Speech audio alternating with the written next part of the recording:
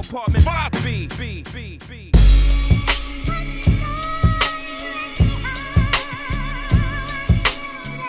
You're now tuned into the Apartment 5B podcast, where we chop it up about hip-hop, R&B, sports, love and life. Hosted by Kill.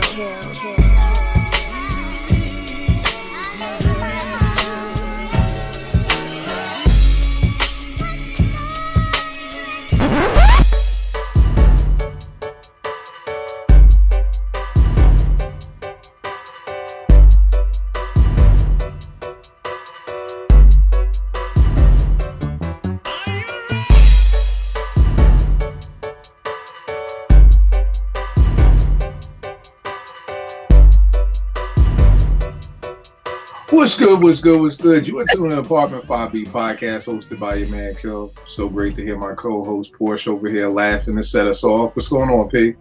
Not a whole lot, Kel. So good to be here. It's nice to see Kelv. I'm excited for the topic. All is well. All right, Kelv. You're known for the record label t-shirts.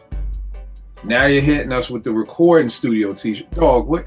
I love it, though. I love it because they're t-shirts I've never seen. I love it because I feel there's a sense of Queen swagger, like you coming on the show, like shutting shit down. Like I really believe in your heart of hearts, man. You come on every time to shut shit down, and I love that attitude. I'm trying. I like you said, I'm trying to keep it every week with something different. You know, I love it. Sean King, please tell the people what Sean King is.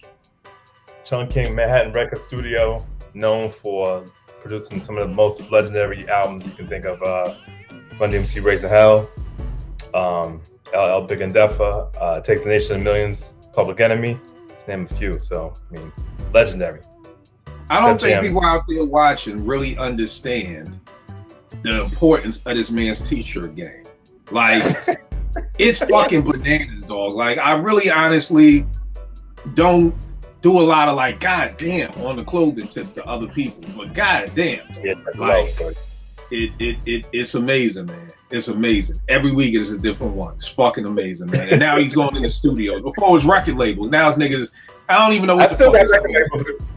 I don't know what you're coming with next week. I don't know what the fuck you're coming with next week. You may have fucking West 4, Frucker Park, fucking Soul in the Hole basketball t-shirts next. I don't know what you got, but I love it because it keeps me guessing, bro. So appreciate you. Y'all know me. Let's jump right into it. This week, we are talking about just hanging out. Just hanging out, man. It's actually my favorite Main Source songs. It's tough. It's like either just hanging out or faking the funk. I love both of those joints. But if you put gun to head, it's got to be just hanging out. Sister Nancy sample in there just really solidified the deal for me. So what happened was a couple of years ago, everybody was like popping up with Andre 3000 pictures. Like, you know, niggas be like, Andre 3000 is playing the flute in the airport. Andre 3000 is playing the flute in Philly. Like, this nigga was just playing flutes everywhere. And what I love about 3000 is he stays with a pair of Jordan 3s on his feet. So I love that too. But everybody was like, yo, man, I would love to meet up with Andre. I would love to hang out with him. And I'm like, I don't know if I really want to hang out with Andre. I'd much rather hang out with Big Boy. I think Big Boy would give me a much better time of hanging out. So this show is just about who are 5 MCs and 5 singers, if you have them, that you'd want to hang out with and why. Porsche to my left or right, I can't tell which way how people are looking, to my right, is a Jodeci nigga. She loves Boys II Men, you know, who are very love, and she knows what love is.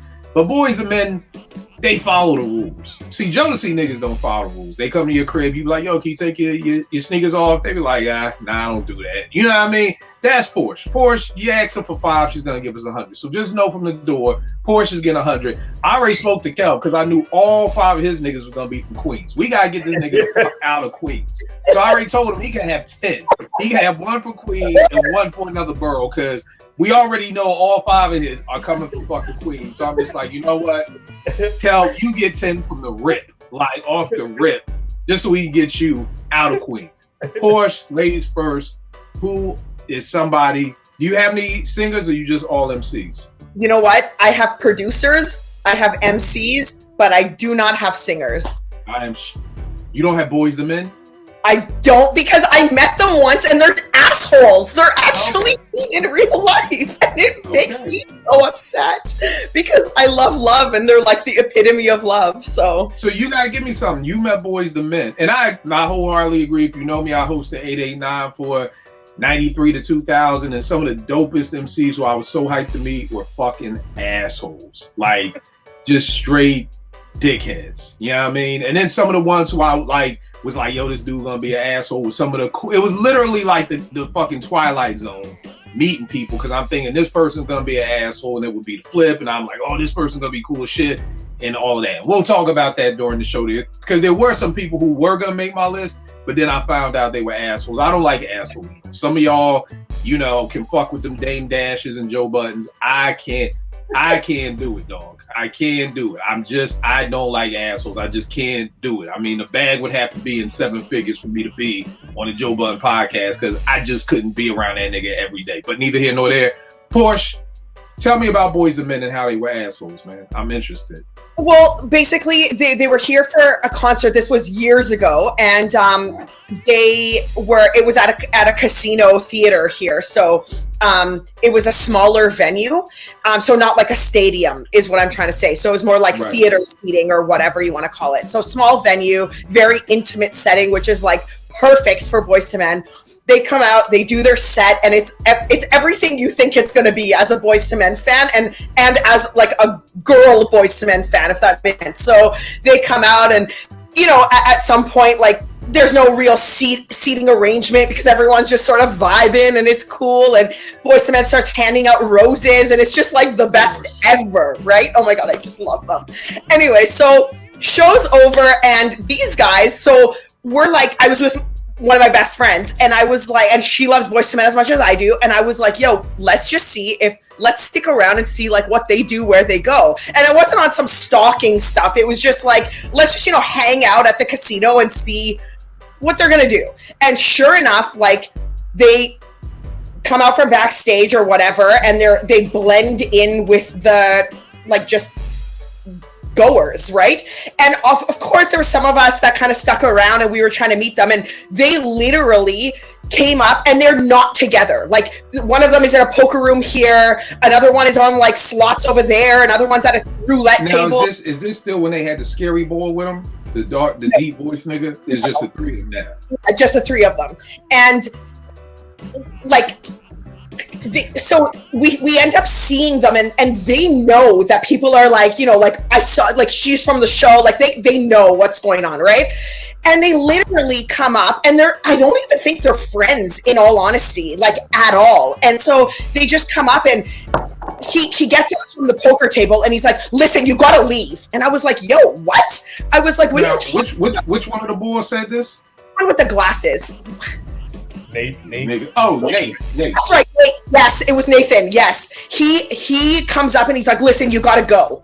And I'm like, what are you talking about? Like, go where? I'm in a public place just like you are. And he's like, and he's huffing and puffing, trying to like flag down, like, look for security. There's no security. It's Boys II Men. Like, no fight's gonna break out. There's no real security here. And so I was just like, you know what? Like, screw this. Then we go, and other ones like complaining to somebody else about other fans. And I was like, God, you guys are like jerks. Like, I can't, you know, like, I was just not happy with it. That was the wrong story to tell me, because now I dislike the motherfuckers even more. Because to me, they corny. They three cornball niggas. And here's the thing. I don't like, and here's the thing. I'm not saying this right. Kelv, you know me for over 30 years. He knows how I do. I'm not saying this right, but if you're going to be an asshole, you better be a goddamn 10. Like, you can't be no fucking 5 being an asshole in it. You better be a 10. So these cornball niggas being dickheads like that. He's rolling his eyes. He's doing a lot of like a lot of this, and it was a lot of like, just go, just leave. Like, let me just be. Like, and I was like, bro, like, what? You told me the wrong story, because these niggas must think it's still 1994 or some shit, and fucking. I'm very upset. I was gonna be like, you know, I actually like you guys. You know, like, I don't like you guys made me believe in love. Like, I love because of you. You're ruining it. Hey, again, trust me, I get it from doing radio. Never meet your heroes. No, that is something that is very true to this day, you know. So again, we're talking just hanging out. I don't know if all these people would be that fucking cool in real life. Eddie, what's going on, good brother? What's good? Oh man, everything good. So Porsche, you gave us your story. Who is your first person you got up to hang out with? Well, the first person I have is Pharaoh Monch, and I would love to hang out with Pharaoh for several reasons, but the main one is I feel like it would be the best Scrabble game ever, and I'm such a nerd, and I know Pharaoh is like a word. He's like a dictionary. He's like a walking dictionary. He plays Scrabble?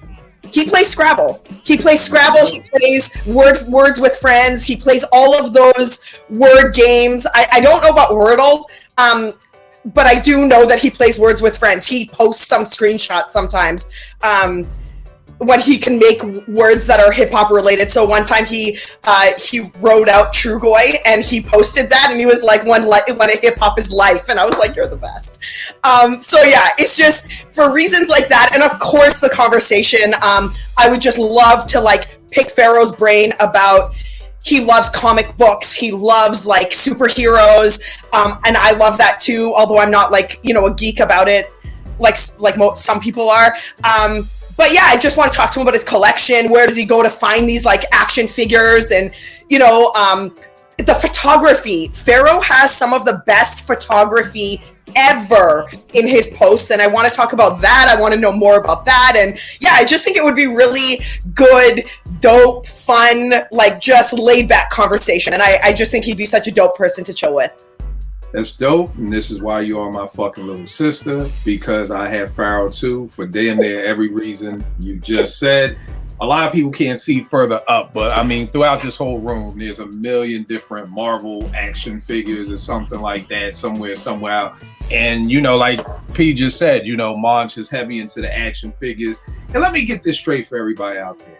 These are fucking action figures. They are not toys. Okay, let's clear the air. I'm not a grown ass man playing with toys. I don't fucking come home from being in a teen center and then get all my fucking Airbnb Rakim figures and have rap battles. I don't play with these motherfuckers. Okay, they are not fucking toys. They're action figures. They stay the fuck in the box. They're collectible items. So let's get that shit straight. Number two. So I agree with Porsche on that. I also. Kel, what is the spot in Queens that I'm always asking you about for pizza? Margarita. Yeah. Monch had posted a while ago, like, that's the best pizza he's had in the world. He's like, I've traveled the world. I don't care where you go. This is the dopest spot. The way that I kind of did mine was I kind of looked at it. And it's funny because Eddie's wife, Jazz, had said, well, why don't y'all do a show about hanging out? And Eddie was like, Kill ain't going for that. That'd be like Dick Eaton or like Dick Ryan. You know what I mean? So I'm like, I feel him. I love Eddie because he knows his brother. Like, but so for me, this was kind of hard. Like, damn, who would I want to hang out with? But the way I kind of looked at it is by me traveling more now. I love connecting with my Twitter people to kind of show me around. So I kind of looked at this like, okay, if I'm in Queens, who would I want to kind of show me around Queens? And it was definitely Pharaoh. Again, for every reason Porsche said. And I really want to ask him, like, bro, what made you say rub on your titties? Like, where did that come from? Like, I honestly just really, even with Big, like, and he's on my list, and we'll talk about, like, a lot of it comes back to, like, where did this titty thing just come from? Like, were you writing your rhymes, you was watching porn, or did you see some titties, and you was like, girls rub on your titties? Where did that come from? So that would be my Pharaoh thing. I see Kelv. Kelv, I already fucking knew. Eddie, you missed it. I've given Kelv 10 people this week because I knew 5 of his were all coming from Queens. So I had to get him the fuck out of Queens. But go ahead, Kelv. Why did you pick Pharaoh too? I picked Pharaoh. Almost the same reasons. I'm not a big action figure collector, but the post, just like Porsche said, some of the stuff he has is so ill. I'm like, where does he find this stuff from? Yeah. So, his IG page, Twitter is just off the hook with dope stuff, and he just seems like a just so well rounded and so eclectic on what he studies and what he's into. So obviously he's from Queens too. So that's first and foremost. Eddie, I'm sure you have Monch too. Yeah, I have Pharaoh. For those reasons, I mean, I think the comic stuff, collectible, like, and what he does with his collectibles, like the videos he makes, like he posts on Instagram and shit. That shit is dope. And you know, we're both fans of the same team. Like we chopped it up a little bit in threads, like baseball threads about the Mets. Like that does interact. That's true. You're right. Yeah, he does interact. So he just seems real down to earth. Like he seems like a funny dude. Like that skit that he did with Sean Price, with the Nardwuar skit. Oh, the Sean Noir. Yeah. All right, that's dope. You know what I mean? Yeah. You know. So. All right, that's dope. Maj, one day we gotta get you on the show, or we need to have Apartment 5B meet up in Queens, and we do the whole day. We hit a Mets game. We hit what is it? Marguerite? What's the name of the spot? Margarita Pizza. Margarita Pizza. We hit that. We do some digging for some comic books, and be a dope day. Well, Porsche, you got one of mine. I will go with the next person. I'm going Big. I'm going Big out of Brooklyn, man. Big just seemed like he was just cool as shit. You know what I mean? He just seemed like from every story I hear, he's always funny. This Angie Martinez piece that they're running right now on Life After Death, just hearing all the stories about Big. I met him once in passing. This was like Freaknik 94 or something in Atlanta. Me, my man YZ and Jay were down in Atlanta for that, and like kind of just bumped into him, and he was just cool as shit. So, and Big just seems like a cool ass dude. I won't hold you. Jay-Z seems like an asshole. You know, I see all the, would you take $1 million at dinner with Jay-Z and all of that. And it's just like, I don't feel like, I feel like going out to dinner with Jay-Z would be like going out to dinner with Martin. Like, I don't feel like it would be a good time. Like, I feel like it's just, but that's just me. Off topic. Have y'all noticed that there's been a lot of Jay-Z, like, people not fucking with Jay no more? Like, it went from this weird place where everybody was a Jehovah's Witness, and now I'm seeing people say shit like one nigga was like, we did the show last week about, like, MCs were just, like, 3 to 4 mic good, and, like, niggas was like, yeah, Jay-Z. And I'm like, yo, y'all really only think Jay is, like, good? Like, one nigga was like, he's right there with Chubb Rock. I'm like, this nigga just said, oh, wow. Jay-Z in the same sentence as fucking Chubb Rock. And another person had him in there like, oh yeah, he's like one of those like producers that rap. Like he's there with Diamond D and Dr. Dre and Timbaland. I'm like, yo, you just said Jay-Z and Timbaland are the same lyric. Like, it's just weird because it went from everybody loving Jay to just now all of a sudden, like, now it's like this swing of the pendulum, and like now people are like, it's not just went from loving them, but now this dude is like Chubb Rock, and this is no disrespect to Chubb Rock, it's nothing. Right. But I think what we have to stop doing on the timeline is comparing people. Like this is what I despise is the comparisons, because then it seems like we're dissing the other person. Somebody tweeted to me, "Am I crazy for thinking CeeLo is doper than Andre 3000?" I'm like, yeah, you're fucking crazy.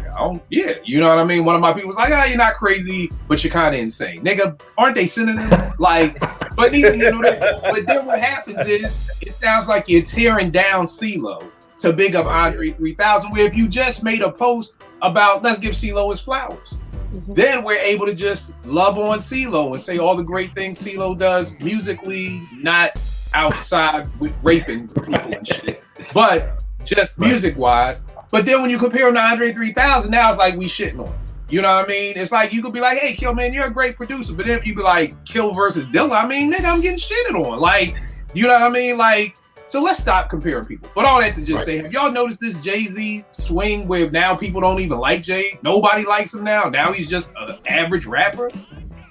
Yo, you could tell the people who just listen to the singles and not the album cuts, because it's like that's the only way. Like, and talk about his most recent stuff, because there ain't no way that you heard Reasonable Doubt, the album cuts on Volume 1. Like, the shit on the Dynasty album, like, even like Blueprint, Black Album, like, I mean, he got so much shit that would debunk, and any way to debunk to say he's not a top tier lyricist. And I'm not the biggest Jay fan. Like, you say Jay versus Nas, I'm gonna take Nas, right?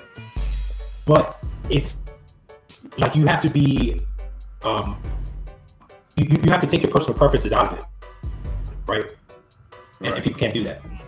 Yeah, God forbid people cannot do that. I always tell people like got nothing to do with who's the dopest. I've never liked Eminem. I have never liked Eminem. I'll repeat that a third fucking time. I have never liked Eminem. But when he was at his height, there's no way I'm gonna say, yo, this dude is he's an average rapper. Like I'm not gonna do that. I just don't like him. But like don't got nothing to do with your skill set.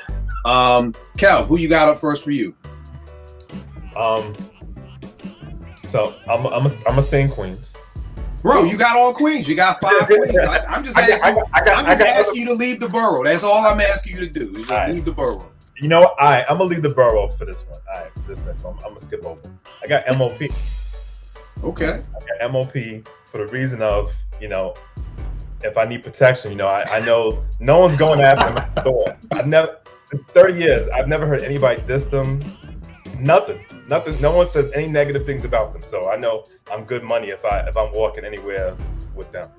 Right.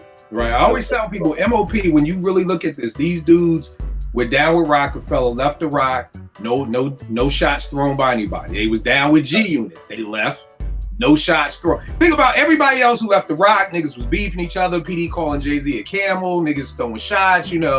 Fucking you leave G-Unit. Fucking they throwing shots. It's like MOP is like unscathed. Like these dudes are bulletproof their entire career, which, like Kel said, is a hit in the fucking half that they are not to be played with on some real life shit. I remember when Fame married a white girl. Everybody was like silent. Like, okay. Yeah, for real. Yeah.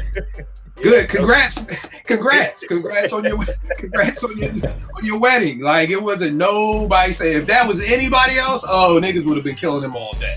Like even the women weren't saying anything. Everybody was like, okay, congratulations, little fam. Many years to you and your bride. It was no shots thrown. So definitely MOP. Give me somebody from Queens because I know you got one.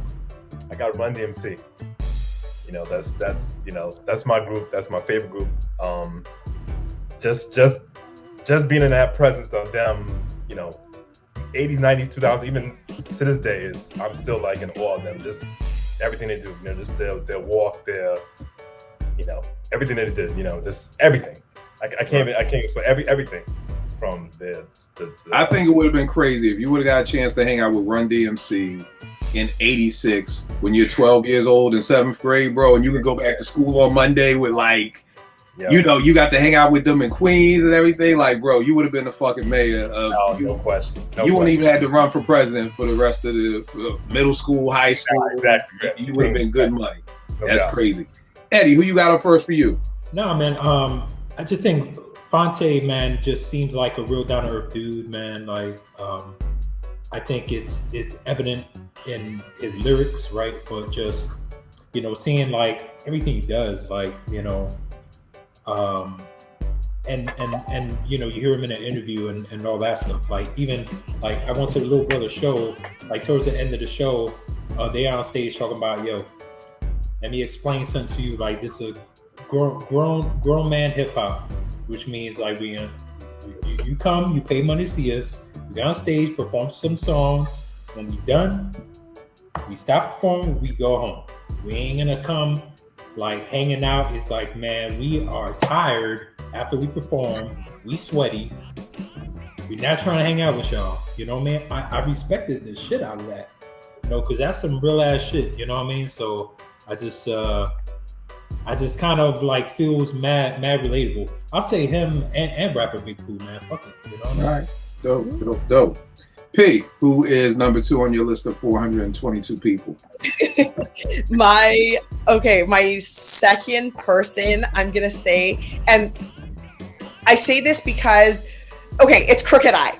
And the reason I say Crooked I is because he's joined us on Twitter Spaces a few times over the last, however, like year and a bit that we've been doing the Spaces. And I just find that Crook is one of the most positive thinking guys out there. Like, just no matter what. The last time he was on Spaces, we were talking about AI, and I was up in arms about it, and I hated it, and I was, like everyone who was there knows, I was so averse to this entire thing. And Crooked I comes in, and Crook just says, like, okay, well, AI's here, and let's think about all the good it can do. And he just kind of spun it really positively, and I kind of stuck out of my head, and I was like, thinking back, like even on his TL when he has conversations about hip hop, like he doesn't allow disrespect to happen. He never disrespects people. He always maintains a really nice, cordial, amicable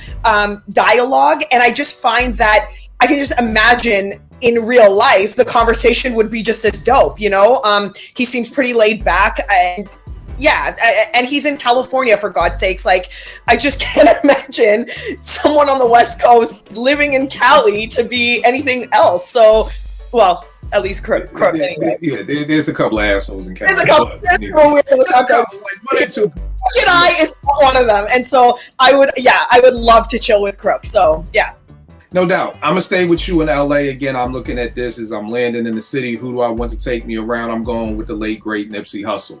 Yeah, I mean, huge fan of Nip. Like I always tell people before the music, I was hearing about what Nip was doing in the communities and the STEM centers he was making, and just everything he was doing in South Central and Crenshaw and everything like that. And again, reminds me of the work that I do in Southeast DC with my teens. So that's kind of like where I became a fan of Nipsey even before I heard a bar.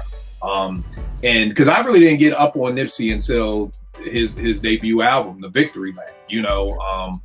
I guess on a promo run for that, that's why I saw one of the interviews with it, and I saw the video for Rap Niggas, and then I was just like, the nigga just kind of looked official. Like I just felt like this dude is not like on some old frontin'. These are just some random dudes that he found. Like it felt like this is a real bull right there, and I just felt like, I would just love to get in his ear just about all the work he was doing in the community and just how he was going about making changes. One thing I can always say about a Nip interview, I always got some game from that. And I can't say that about a lot of rappers. A lot of rappers, I may find out things like, oh, I always wondered that, but not too many rappers can I like hear an interview and walk away feeling motivated, or walk away like, damn, that's something I want to try that, or something like that. And that's one thing Nip, at least for me, I always got walking away from a Nipsey Hussle interview. And it could just be a little 40-second soundbite. It was always something dope. You know what I mean? So I got Nipsey Hussle if I'm in LA. That's why I want to take me around.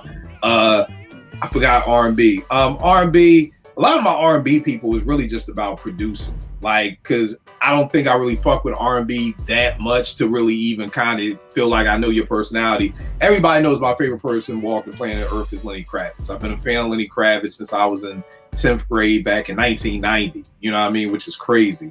So just Lenny Kravitz, man, just, I would just love to, he's got this studio, I think it's like in the Bahamas or somewhere on the island. And I would just love to sit down with him and just like nerd out on just gear stuff. Like, yo, what's the monitors you use? Or what kind of board you use? Or what you run in Pro Tools or Logic? How do you record it? So I feel like most of these people that's on the R&B side is just going to be nerd out studio moments for me. And I mean, Lenny does seem cool, you know what I mean? But, so yeah, I would love to hang out with Lenny Kravitz. That would definitely be my pick for that. Kel, who you got up next? You could go Queens and then give me somebody else in another borough, another city. So Porch was talking about it a little bit earlier.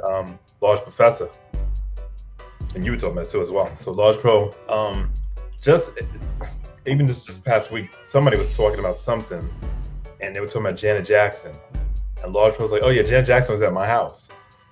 And wait, what? Yeah, I don't think anything like that. I don't think like, No, I wasn't even thinking like he banged her, but I was like, Janet Jackson came through Queens? Came through Queens. He was like, yeah, Large Pro. She was like, Janet Jackson's at my house. And I'm like, but I hear that all the time. Busta, to obviously Nas and them.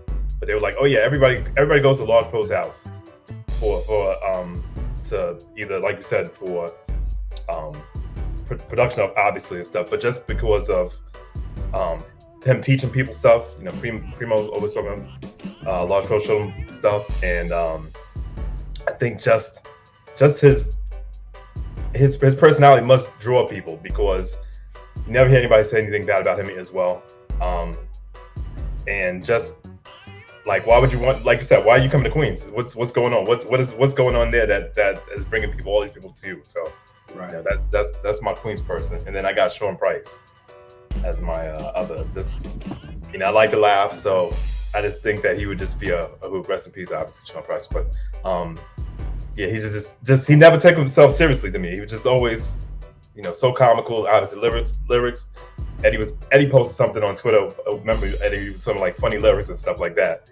And I was like, I mean, he got so many. I mean, it's just hilarious stuff. So I just think he'd be too funny to hang around. I think the thing with P, that'd be an ill tour of Brownsville with him. You know what I mean? And then too is one of them things too where he's somebody who nobody's ever dissed, but to me he's kind of almost like the opposite of MOP, where they seem so serious. Like with P is just funny. You know what I mean? Like so I feel that, and I feel you with the Large Pro. I feel like Large Pro is just hip hop. Like I feel like that's just, when I think of Large Pro, is just like that's just hip hop in its purest form. Like in its purest energy, it's just like Large Pro. Come through, learn how to use the SP12.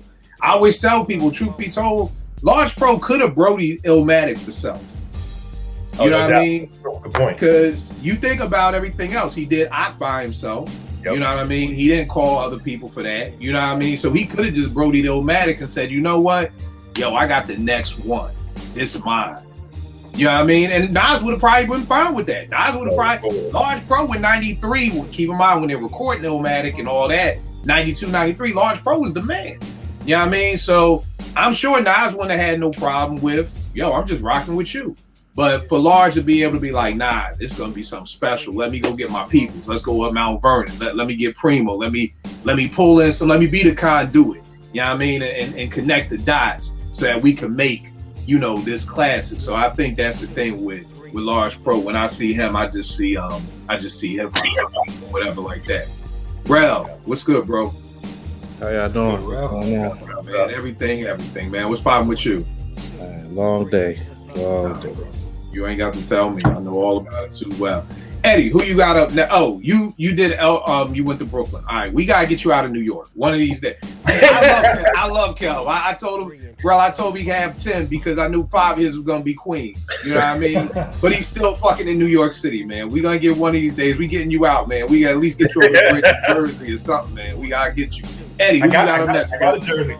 Oh, you got a jersey. All right, I got a jersey. Man, we got you across the bridge. Eddie, who you got up next, bro? Yo, I would want to hang out with Snoop, man, because honestly, bro, like... Now tell me, which Snoop? Like old Snoop or Snoop right now, Snoop?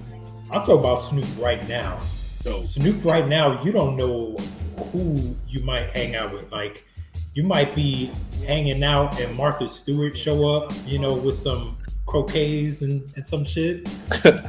Might be Dre, might be whoever. I mean, he's like involved in so much stuff. And he he's funny, laid back, like he's just eclectic. You know what I mean? Like, I would just want to like shadow him for a day. Like, I feel like you will probably have your expectation of how it's gonna go, and it will probably be totally flipped. Right. Nah, you're right. You don't know if you're gonna be coaching a little league football game or pop on a football game. You don't know where you may end up at. So that's a dope pick. One day we gotta dive into Snoop because I don't know how he did it.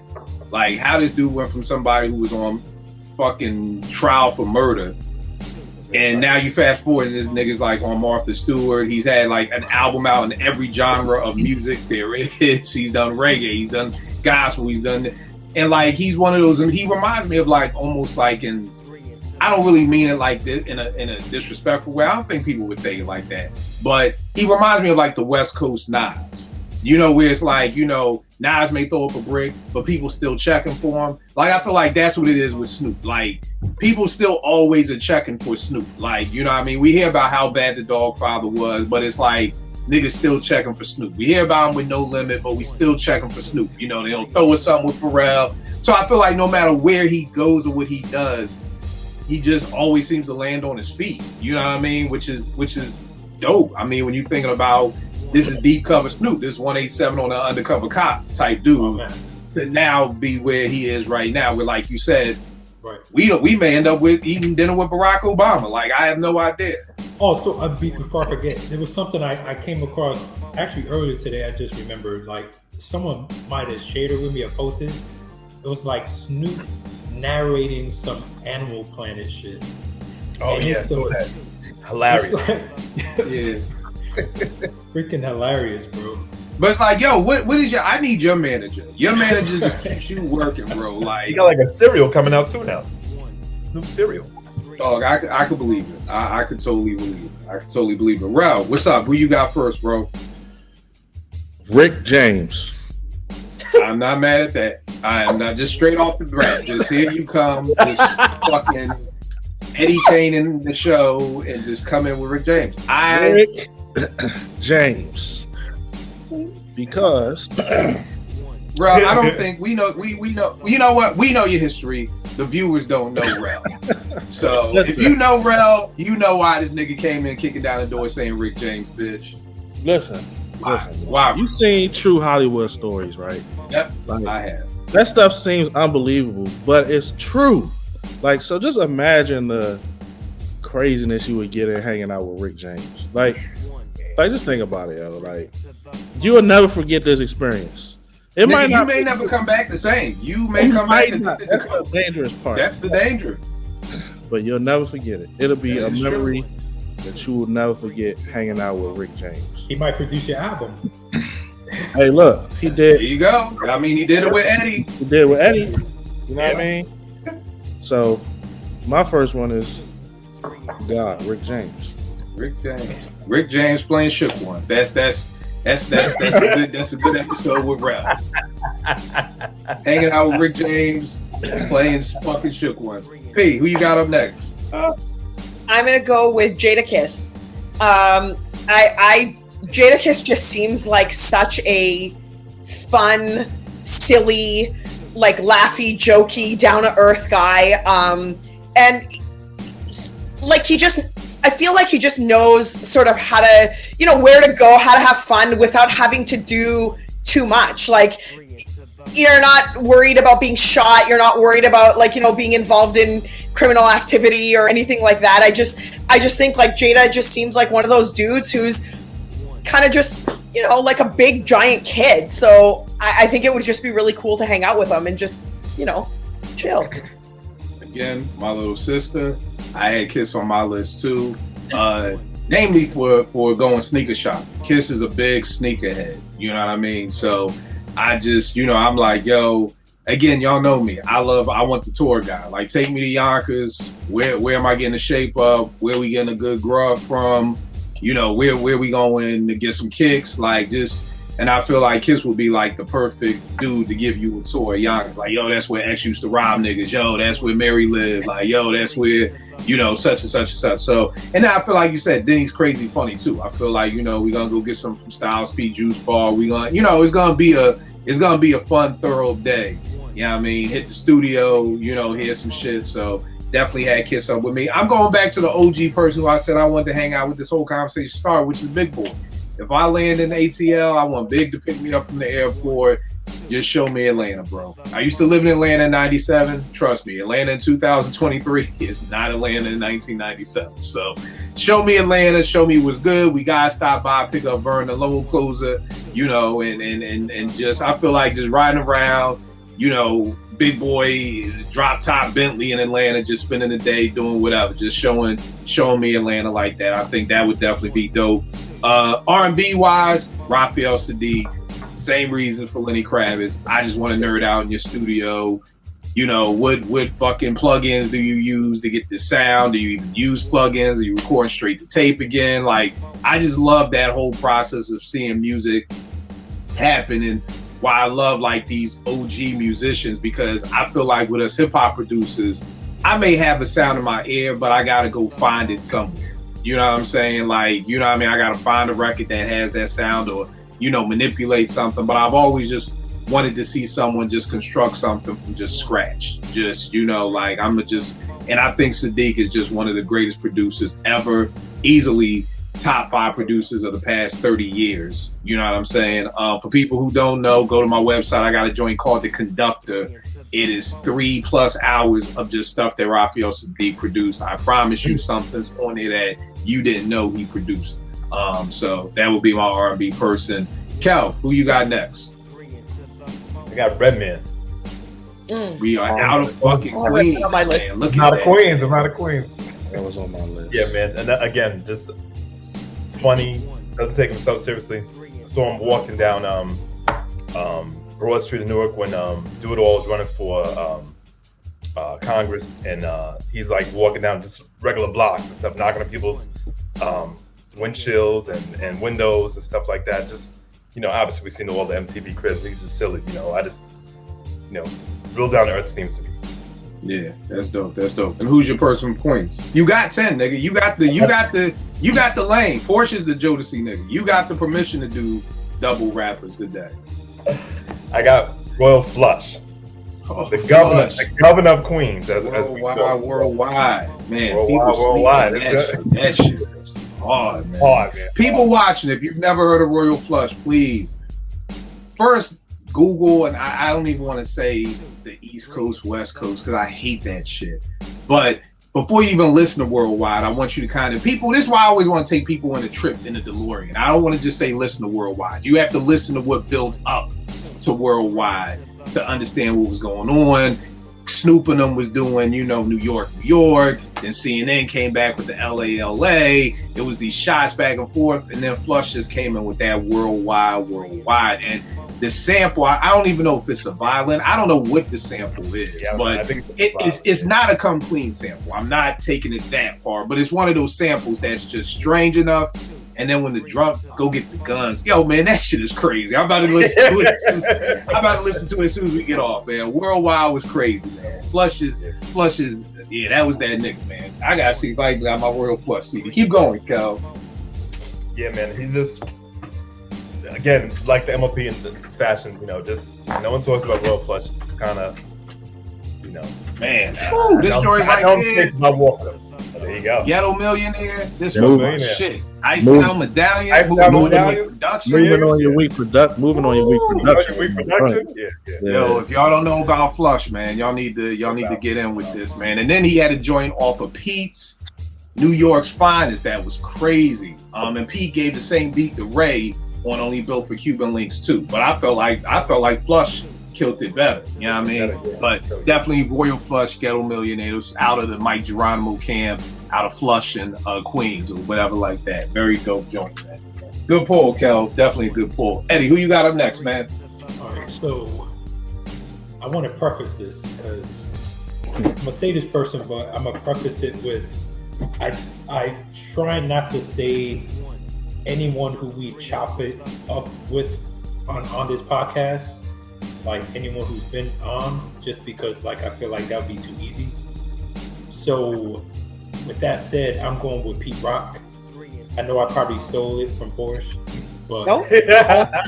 Here's the thing. I forgot to say this because we talked so much before the show and we were recording. Porsche was saying that we're gonna be shocked with the people she's picked. I totally disagree. Nigga, I know who you're hanging out with, and I have to say I'm shocked that the people I'm waiting to hear, she has not said yet. So I'm a little, I don't know what the fuck is going on, but I feel like this is a producer trick. This is some shit I'll do, and instead of bringing the drums in differently over here, when you think they come in, I'll skip a track. And I think Portia's just fucking with us tonight because I can't believe we haven't heard Pac, DJ Quick, and all the Boys the Men to the nigga with the deep voice and the nigga they kicked out, like Mark Curry or whatever that nigga's name. You guys are going to be all the way surprised, but Pete Rock's not on my list, so that's a surprise. I don't know what's going on, but continue on, Ed. I don't know what happened. Yeah, man. I think with Pete, with him, I think Mount Vernon is such an interesting case, just being such a small area, but with so much hip hop history, from Heavy D and we got Pete Rock and everything that kind of stemmed from that. And I think obviously if I meet Pete, I'll meet Grap, I'll meet Amir, probably see where they grew up, see some Heavy D related stuff like that, and I think I grew up in New York, never even really thought about Mount Vernon. I might have seen a commercial for Mount Vernon once. I've never even been there. I've never been to Mount Vernon. All right, that's dope. Bro, who you got up next? I'm gonna go with KRS-One. And this is just for educational purposes. Like I could just sit and let him just talk about hip hop, like, cause that's right up his, you know what I'm saying? That's right up his alley, right? He can do that for days, and I could just sit and learn, you know what I mean? Sit and hear some of the stories. Like I follow his brothers. Kenny Parker, yeah. And some of the stories. Some of the stories I had never heard, you know what I mean? And, you know, I would just be interested in hearing like some of the stuff from being on tour, some of the battles, some of the, you know, the mistakes that they made and stuff like that. So I would go KRS-One. No doubt. Y'all know me, I can pull out anything. My brother's name is Kenny. It's a very, very dope book. It's probably, I remember I actually read this last year when we was on vacation. Very dope book. If you're in the BDP or anything like that, this is a must-read book right there. So definitely, the Bookworm, me and Portia, the Bookworms, definitely grab this. Pete, who you got up next? That's gonna fuck our heads up because I'm still waiting for DJ Quick and I haven't heard him. I'm gonna go with DJ Premier. Okay. And Primo, just because he is such a, I feel like he's just always smiling and he's always happy and he doesn't really have beef with anybody and he's always just sort of, you know, kind of living life and enjoying it seems. And I just feel like it would be so dope to chill with Premier and the stories he has. Like, I just want to be like, okay, I'm going to name an MC, you tell me a story about him, you know, like a personal story. And I just feel like he's just this treasure chest of hip hop knowledge. And I just think he would be so dope to chill with, honestly. Like, even seeing him on the Angie Martinez joint, like, just the way he talks about the studio session with Big and all that kind of stuff, like, those are sort of, he has a lot of hip-hop gems, and I just think that it would be so dope to hear it in person. Like, yeah. Again, Porsche, this is getting a little tiring. Cream too. Here's the thing, for people, I think, Porsche, how long have you been on 5B? I think I'm going on almost 6 years. 5 years. 5 or 6 years. It's crazy. That's crazy. What people don't understand is the nature of me and Portia's relationship was we did not agree on shit. You know what I mean? Which is why it kills me when people are like, "Kill, you just want people who agree with you." And I'm like, if only you knew. The reason why Portia is my co-host is because we never agreed on shit. And I was like, I like this. Agree on a lot of things. We still don't agree on a lot of things. But that's the reason I wanted her to be on here, because one, she knew her shit, and two, we didn't agree on everything. So I knew my co-host wouldn't just be like, whatever you say, Kill, whatever you like. I don't want that shit around me. I don't want no whatever you say people around me. So let's dispel that myth of that's all I want around me. Number two is that me and her don't agree on anything. So it's just beautiful to see us having so many of the same people on the same list for the same reasons. Premier, this dude was like my intro to wanting to really make beats. It was the Beat Nuts album that made me want to, like, got me focused. Like, hell, that summer I was like, I'm coming back to Morgan. I don't give a fuck what I got to do. I'm getting the SP1200. It don't matter. I was running so many scams, almost got kicked out of school twice for doing shit, all to get an SP1200. What happened? I see you took your refund check and bought a. Bro, no. This, even with statutes of limitations, that's off. But yes, it was close. I was in the financial office doing some things, but it wasn't that. But I was doing some things. I was about to get kicked out. But all of that to get that. But as soon as I got the ASR 10, everything was just primo. And Tume talks about this, and I'm gonna get this wrong because it's been a real long day in the hood. But there's imitation, innovation, and I think emulation. So basically what he's saying is that whether you're a rapper, whatever you do, there's someone you're 9 times out of 10 imitating. You know what I mean? Like, when you first rhyme, you're trying to sound like this person, or you're trying to make beats like this person, you're trying to draw like this person. Then I think you get to emulation, or an emulation where you're starting to find yourself in the mixture of that. And then you get to innovation where you now are yourself. You know what I mean? So my beginning stages of a producer in 93 was all Premier. It was all, if I put in disc from '93 is all Primo-ish stabs, a weird noise every 8th bar or something like that. Like, and then eventually you grow. What Mtume was talking about is most people don't get to the innovation stage.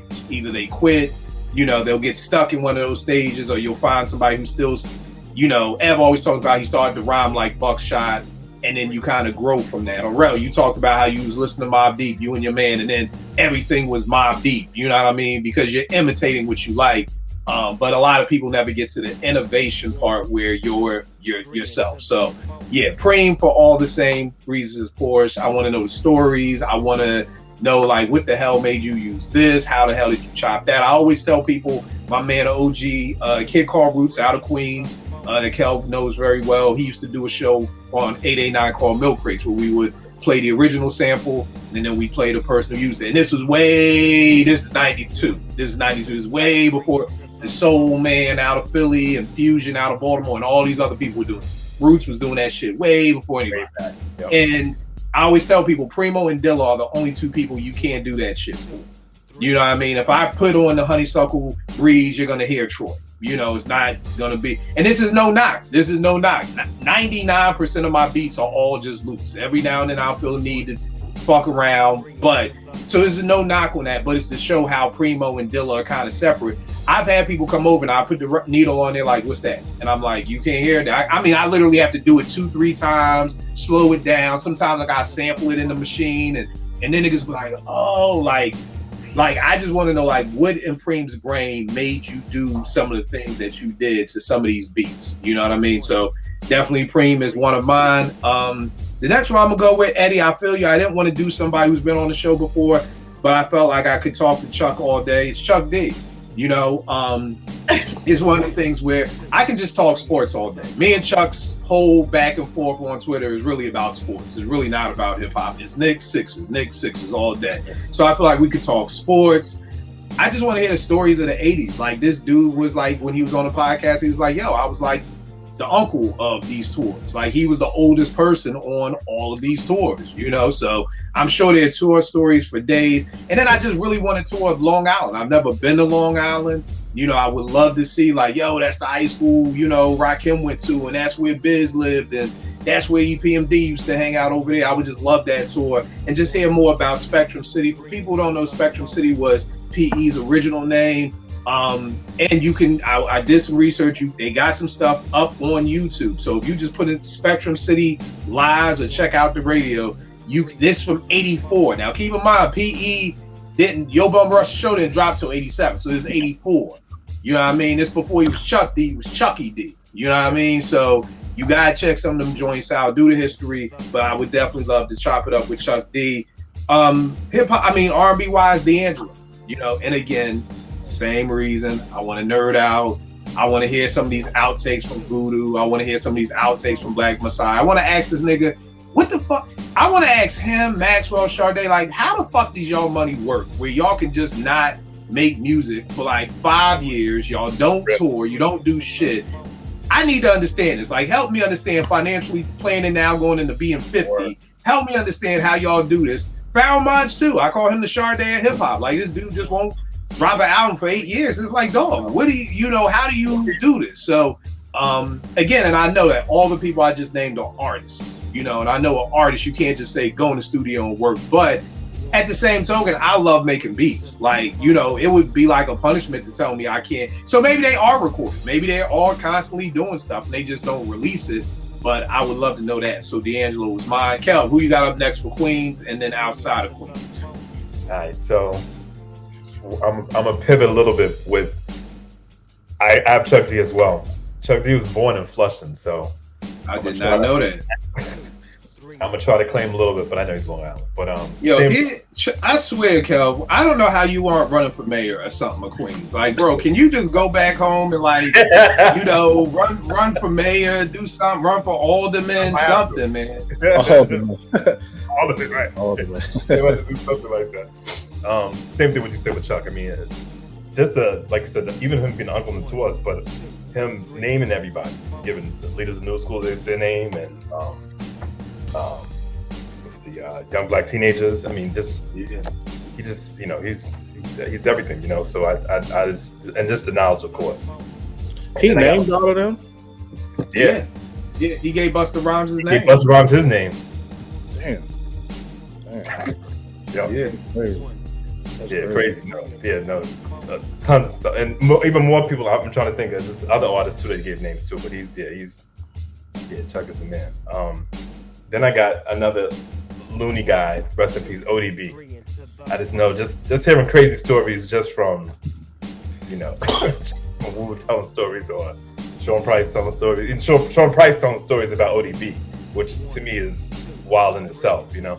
So, You know what I love about that, bro? I love that. It like that shows like part of your personality and just being funny. Cause I'm with you on Sean P. Now, I thought about Sean P. But I'm the type of nigga that like after about an hour of jokes, I'm like, okay, can we settle down now? Like, you know, that shit was cool. But I just feel like Sean P would just be jokes all day. And I'd be like, yo, P, but who the fuck is gonna tell P to like, yo, can you tone it down? And with Old Dirty, I don't know what we may end up in a crack house. So it's kind of like no disrespect. No disrespect. But so I love that and that's why I love doing the show, because again, everybody's personality is different. That's why I wanted to know why people wanted to hang out with certain people, because you know, the very person somebody else may want to hang out with, you may be like, nah, I can't know. That nigga may get me addicted to crack. I can't fuck around with a boy like that, you know. Even with Red, I'm like, I wouldn't put Red, but I'm like, this nigga may get me smoked the fuck out. Like, you know, I've had too many episodes with edibles.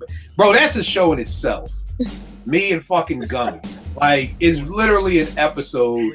Yo, I can't even go into detail. I could just say, Tanya was at the gym. I called her at like 4 a.m, like, yo, I'm about to die. Come home and get me. Like, type shit with edibles. Like, that's a whole nother story. So, yeah, that's why I'm scared of Red getting me smoked out with weed. Like, I really thought I was going to die. Like, I literally in my head was like, damn, I'm going out like this? Like, this a whack way to die, guy. Like, you gotta give me something better than this. Like, I can't go out like this.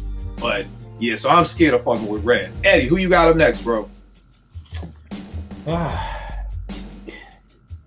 You know what? And this is kind of an audible. I would go with Cam and Mace. You got to be both of them, man. I'm not mad at that. Together, man. Oh man, I was just watching the Stephen A. episode yesterday, so I'm not even mad at that. And I've never liked Mace. Like, we can put that out there too. I've never liked Mace. So, but them in this sports arena, like, this is dope. It's something about how they feed off of each other, man. No doubt. That shit would be comedy, and it wouldn't be like comedy in the same way, like always cracking jokes. It would just be like just naturally, like, you know what I mean? So.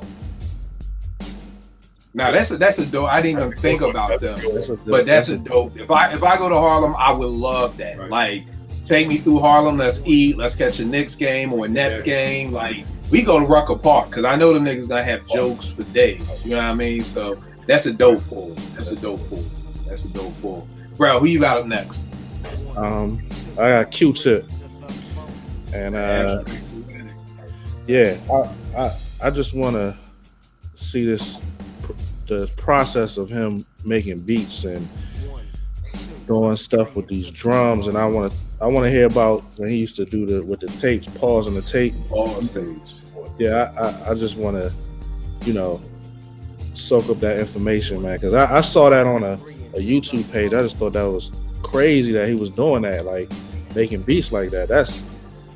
That's crazy. You got to be like dedicated, you know what I'm saying, and meticulous to be doing that, you know what I mean?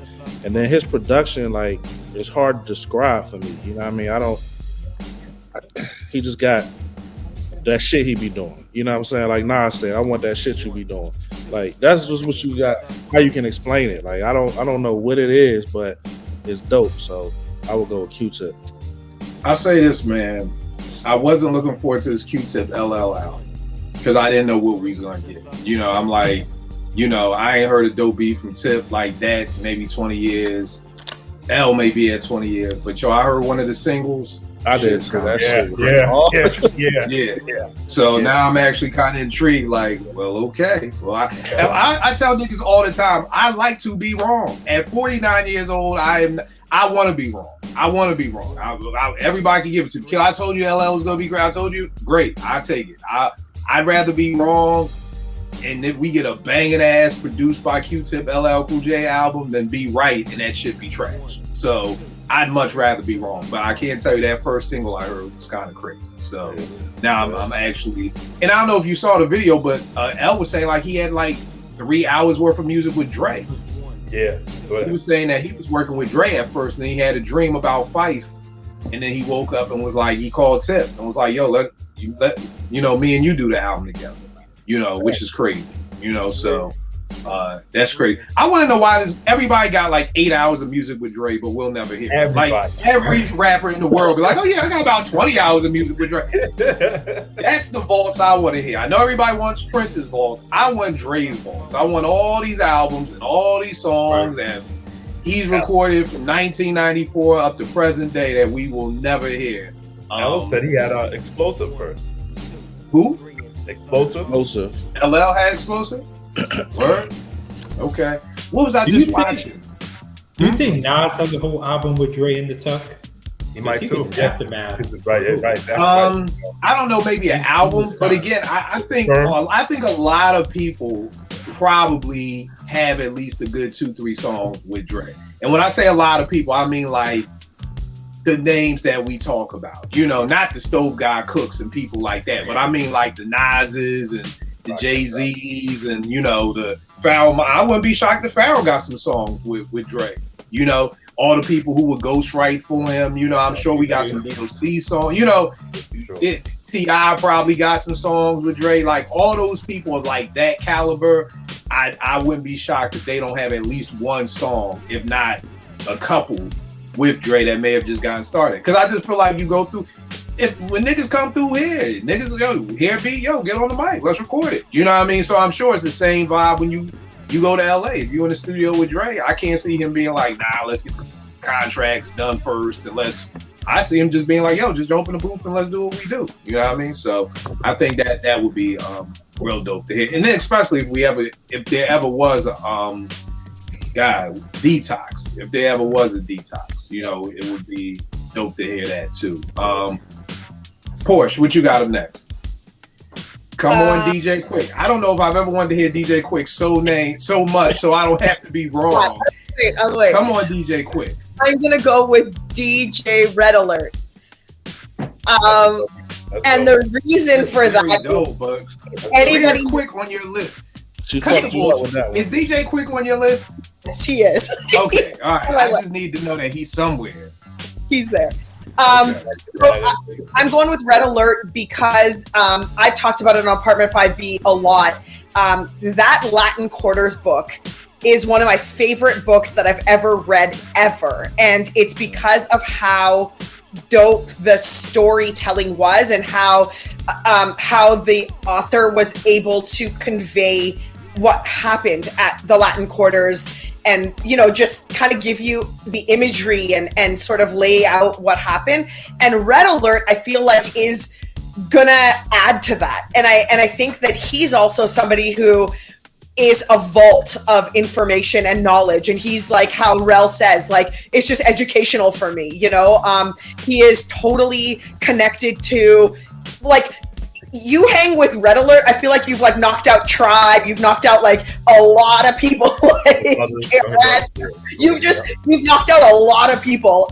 So I just think that he would be such a dope person to just sit with and be like, I just want to listen. I don't even want to talk. Like, you talk about anything to do with hip hop and it would be dope as hell. So Red Alert for me. Let me piggyback off that. It's funny you said about just listening. Red Alert's the only person I know that made Funk's Master Flex shut up, because he's and Eddie, you might notice. Remember, for years they would do like the New Year's Eve show on Hot 97, and it's normally Flex obviously, but he would bring Red Alert in, who's on at the time was a sister station, 98.7 Kiss. But then he went to BLS, and he would still bring him back, which is a rival station, and they still do the New Year's Eve show. And Flex normally is playing music. He's let Red talk for like 3 hours, and to your point about history and stuff like that. So, yeah. For anybody who doesn't know Red Alert, please do your history. This is the foundation of the native tongues. This is the foundation of Violator. You know what I mean? Management, Violator Records. just everything. You know what I mean? Cal can explain it more, being from New York, and Eddie too. I would spend my summers in New York, and you just went back and forth between Mr. Magic and Red Alert. It was the constant, just back and forth. Again, BDP, that's Red Alert. You know, the whole Bridge Wars, that's, you know, Red Alert. You know what I mean? So he's really embedded in the fabric of so much of the hip hop that people say they love. You know, you can't say you love Tribe and not know Red Alert. You know what I mean? That infamous, you know what I mean? Like, for people, this is for real niggas. Like, real niggas will know what I'm talking about. There's the Bridge Is Over, and then there's the Bridge Is Over with Red Alert, when he goes, before KRS comes back in. They're two totally different versions. I don't even like the one without Red. I don't even listen to that. You gotta get the one with Red on there. Red, BDP, Jimmy. On Jimmy, he's talking through Jimmy. You know, he's the one doing the chorus. It's Jimmy, you know what I mean? Word up. That's all Red Alert. So y'all got to do y'all history on Red Alert. One of the embedded. I always say hip hop, when people build websites, it's like it's embedded. You can't take it out. Like, that is Red Alert. He's embedded in hip hop. So very dope, Paul. Next up, I'm gonna go with, and here's the thing: not a big fan of their music. I've gotten onto the music later in life. I'm gonna go with Bun B.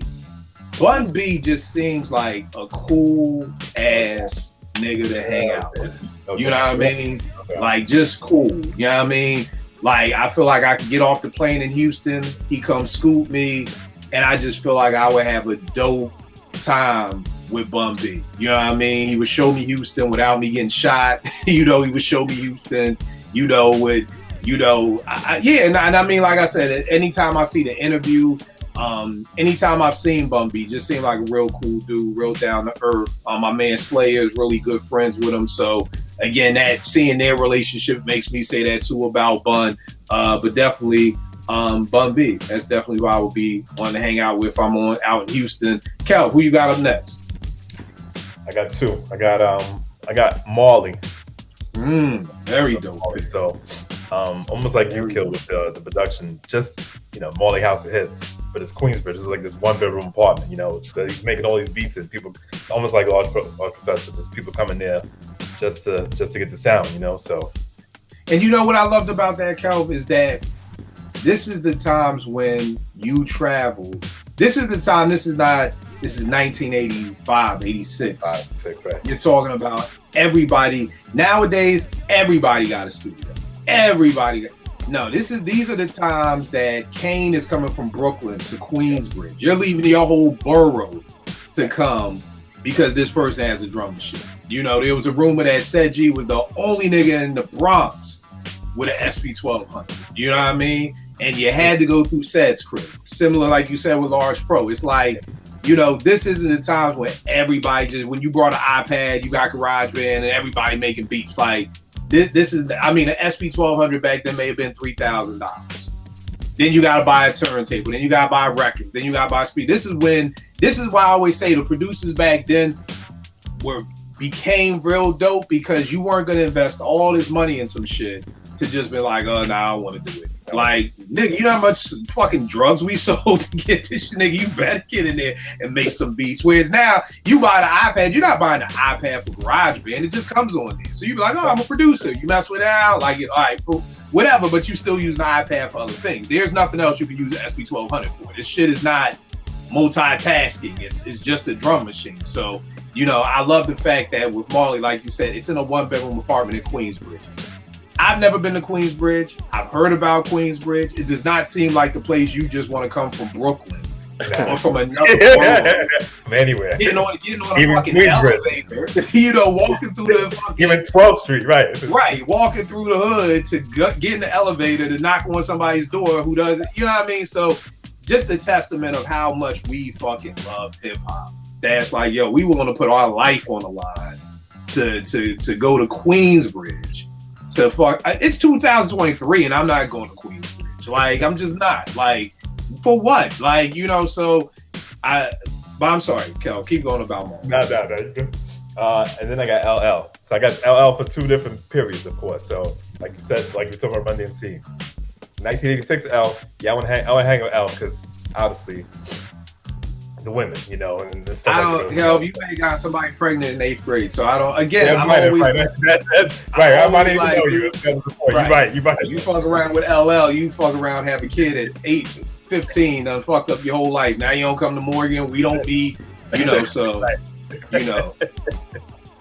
But actually, in the LL of today, just I could take a bunch of people for business acumen, but just the way he navigates seems to, almost like stupid. What you were talking about earlier, Eddie. L's in everything too, from the XM radio to TV to movies to game shows. So he's doing a lot too. So just kind of pick his brain on that. L is very dope. Where's that statue of L that you posted? I took that. I was in Queens. That's actually a statue right near City Field. Excuse me. Okay. But it's in Flushing Meadow Park. Right.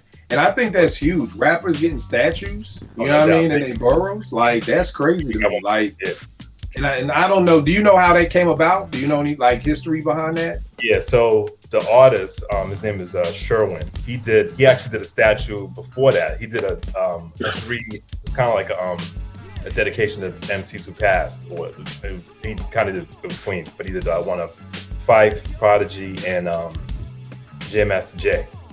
Okay. And that one was at the Queens Public Library, and then someone approached him and was like, "Hey, you should do one of L." So then now he just did one of Biggie. So he was kind of I guess he's gonna keep on going, but. So Jam Master Jay and P, they all have statues in Queens? They all got statues. I'll post that too. I'll send it to you. Yeah. I think that's fucking incredible, and that's what we need to champion around the world. Like, you know what I mean? I know in Philly we always talking about a mural. Fuck a mural, statue. You know what I mean? Like, that to me is so dope, man, because we got that in sports. We got them. You go to the arena, you see the stat. Like, that's so dope.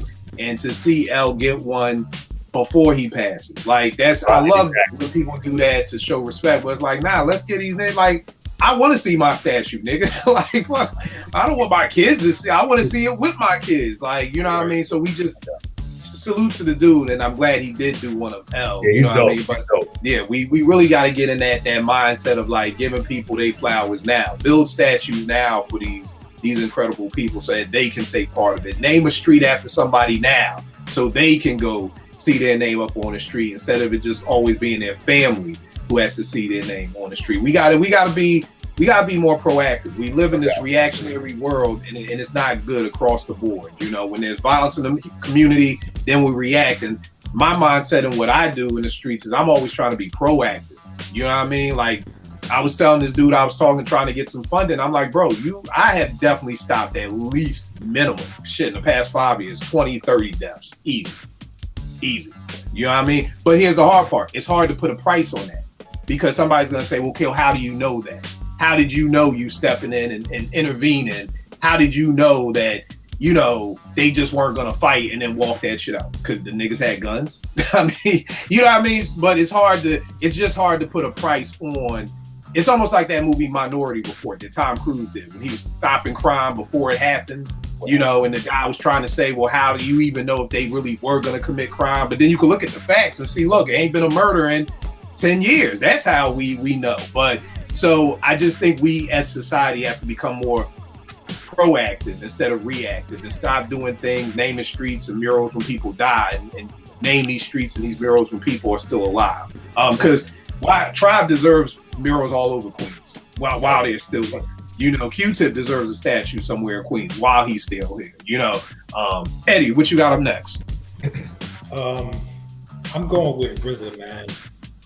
I'm going with RZA so we can finally get all our questions answered. Eddie was like, look, I'm using one of my genie wishes for apartment 5B. I'm using this for Porsche. Tell me everything about these floods. I want to know everything. Who didn't pay the water bill? Who did you sue? Did you get flood insurance the second go round? Whose album got ruined? I need a timeline, Eddie. Aquaman. Yeah, I need a timeline. Also, like, tell me what the hell Inspector Deck did to you. Like, because there ain't no way, man. Like, like, he did something, man. You got angry, like, you didn't say shit. You, like, kind of kept that to yourself and just, like, man, I'm just gonna fuck with him. I'm not gonna put out his album. Like, Come on, man. I would say got the blood. Right. And then you didn't sign him to your label. Like, come on, bro. Come on. Well, here's the thing. One of the reasons I did like the Wu series because I felt like did everybody finish it? I don't want to ruin it for nobody. Yeah. Go ahead. I haven't seen all of it, but go ahead. So it seemed like Deck just didn't have that oomph. You know what I mean? Like Meth, Def Jam wanted Meth. You know, Electro wanted Old Dirty. You know, then I love that episode with Divine when Divine is doing all the business because he's like, look, Tommy Mottola wants to sign Cat based off of Ice Cream. You know, so it was like, it seemed like, and again, it's TV, they may have, exaggerated anything, but it seemed like even when he had Razor Sharp, Tommy Mottola was telling them who to sign. You know, so it was sign Ghost, sign Cat, and I forgot who the third person was, but it seemed like RZA really didn't have the ability just to say, okay, you guys, it's your time, Deck is your time, because if Tommy Mottola, who for people watching was Mariah Carey's first husband and a rich ass person, if he's telling you to sign these people, then you got to sign those people. You know what I mean? And it's just sad that Deck didn't just have that je ne sais quoi to make somebody say, yo, you got to sign Deck. And I get Deck's frustration because if you don't understand the business, you are going to say, how the fuck is Kappa getting the deal? And I'm not getting it. You know what I mean? So I see it from his side of the fence. If Divine doesn't explain to him, yo, this rich white motherfucker want me to sign Cat. We don't have no say. That's the interesting part to me. I'm like, why didn't you just explain to him what's going on? You know what I mean? So I don't know if it was like, we don't want to make it seem like the white man ain't in charge, because then I could hear that shit too. I could hear them saying, oh, look at these Hollywood niggas. Y'all letting the white man tell you what to do. So I don't know if they ain't want to hear that, but I can say watching that, I kind of was like, oh, damn, that makes sense. You know what I mean? And I also feel like with Deck, what I got from it was he was such a team player that it was to his detriment, because he didn't really make a big deal out of it until it was like too late. Right. Right. He kept riding, like he said, yo, I'm a good soldier. I'm a good soldier, right? So he was still doing all these things. So to that point, like, they probably thought, oh, nah, Deck is cool. Like, he's cool. Like, if he wasn't, he would say something. But in reality, like, it was a little passive aggressive. Yeah. Right. And I mean, too, the hard part is Deck, again, I don't know if I can hear Deck on Ice Cream. You know what I mean? The way that Kappa kills it. You know what I mean? Like, I don't know if I can hear Deck. Could have been Ray and Deck instead of Ray and Ghost for Cuban Links. Like, I don't know. Like, Deck is the better rapper, but I feel like Ghost has the better personality. He has the better stage. He has the better, like, image. You know what I mean? So, again, not saying that it wasn't, but I think the hard part is like, if niggas be like, Kill, you the boss of Apartment 5B, but Barstool Sports is who pays my salary, and they're the ones telling me who they like, Kill, you need to get Joe Buttons as a co-host. You know what I mean? Like, and I don't want to get Joe Buttons as a co-host, but if I want this check, you know what I mean? So it's kind of like, but if I don't share that with you guys and say, look, y'all, it's not me making this decision, it's this white motherfucker telling me I gotta bring these people in, then again, y'all may feel like, well, Kill, we've been riding since day one. You gonna let this white motherfucker So again, but for me, and again, keeping in mind, they kids. They fucking kids. They in their 20s. Me at 49 is easy. Yo, this is the deal, y'all. Boom, boom, boom. This is what's being presented to me. So the last question I have for him, since we're on the topic of the Wu series, not only why did you have this cat playing you sounding crazy, but then you directed a whole episode, you know what I mean, that Jizza episode, directed an episode with this dude playing you still sounding crazy as hell. Like, what was up with that? Like, you mean the RZA character? The RZA character. I never understood that. I never understood that. Like, did he think that was an accurate representation? You know what I mean? Because none of us did. Like, yeah, I have no idea. I don't know if that was one of those, like, fuck it. If you think that's the way I sound, that is a great question. I would love to know, like, why didn't you stop, dude? Because if you in charge, like, you got to say so. Like, he can't say, oh, well, yeah, like I didn't have any say so in who played me. Like, bro, you the executive producer and you directed an episode, and like this guy was like a running joke of the whole series. Like I enjoyed the series despite of the performance, and obviously by the end of the series, it was just a running joke. Nah, you're right. Bro, who you got up next, bro? I'm gonna go with Devin the Dude. Oh, that's a good pick. It's a good pick. It's a good one.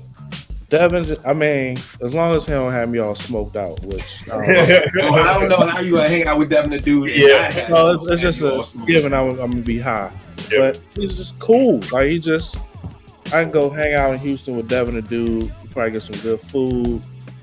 Go to the strip club, hang out. You know what I mean? Devin just a cool dude. He's just like a regular guy. You know what I mean? Like, he ain't worry about no image, and he just himself. Like, he just a cool dude you can probably just hang out with. Like, you talking about going around in Houston.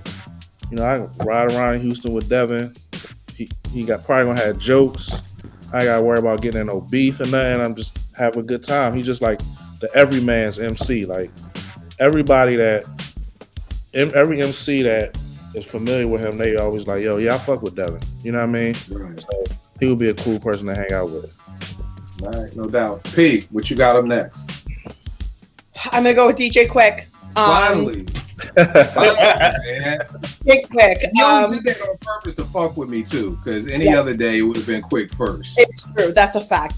But anyway, the reason I want to hang out with Quick is because, first of all, he's dope as shit.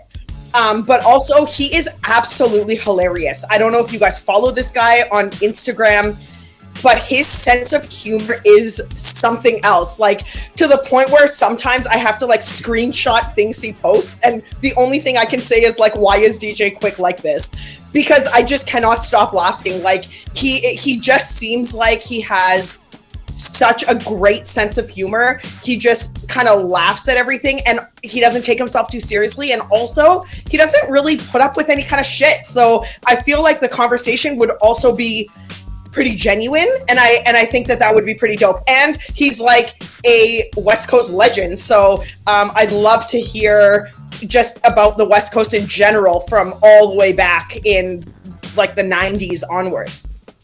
So that's dope.